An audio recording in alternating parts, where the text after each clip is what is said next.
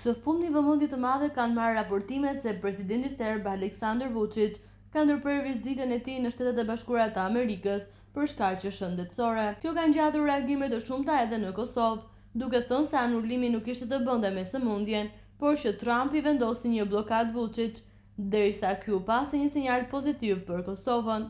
E në lidhje me këtë temë ka folur eksperti i gjeopolitikës Lutfi Bilali. Së pari ai tha se takimi Vučić-Trump dështoi për dy arsyeje, ku njërën prej tyre ndërlidhin me lidhjet e presidentit serb me Putinin. Paralajmërim pompozi Vučić për takimin me presidentin amerikan Trump duket se dështoi sipas vendimit tim për dy arsyeje.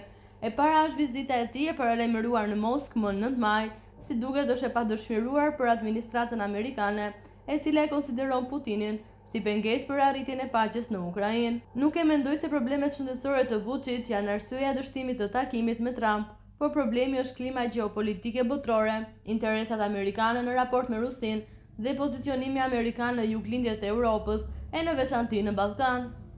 Ndoshta administrata amerikane planifikon një lloj balanci në takime dhe pritje mes zyrtarëve nga Kosova dhe Serbia për takime në të ardhmen për liderët e dy shtetëve, deklaroi eksperti i gjeopolitikës. Pa ashtu, Bilali tha se është në interes të Kosovës mbështetja e Trump ndaj shtetit tonë. Me interes është që administrata amerikane nën presidentin Trump të vazhdojë në continuitet qasjen mbështetëse ndaj Kosovës dhe sovranitetin tonë shtetëror. Krahas kësaj foli edhe për lobimet serbe në SBA, derisa kishte një mesazh për lobimin shqiptar dhe diplomacinë e Kosovës.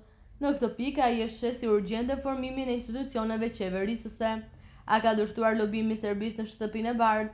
Mendoj që është e vështirë të thuhet, meqense diplomacia serbe përpos 5 agjencioneve lobuese në SBA, adut kryesor më tonë të ketë djalin e presidentit Trump, Junior Trump.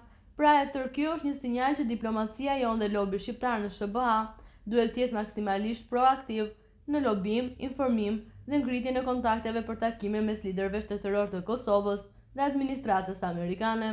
Pra Kosova me urgjencë duhet të ketë formuar institucionet stabile, të qëndrueshme, aq më tepër në politikën e jashtme të afërme, me njohuri praktike dhe teorike.